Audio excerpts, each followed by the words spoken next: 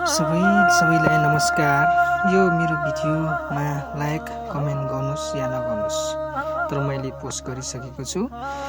मन परे कमेन्ट गर्नु होला, लाइक गर्नु होला, शेयर गरिदिनु होला है त।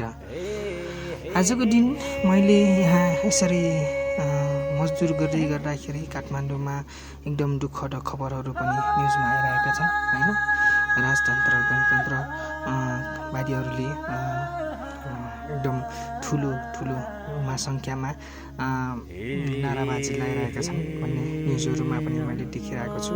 र एकजना पत्रकार मित्रको पनि निधन भयो रे भन्ने न्युज पनि आएको छ।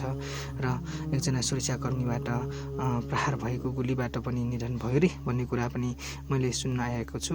न्युजहरू सुनिरहेको छ है। के हो कसो हो, निर्दोष जनतामाथि त्यसरी मृत्यु नहोस्, अकालमै मृत्यु नहोस् भन्न चाहन्छु है त।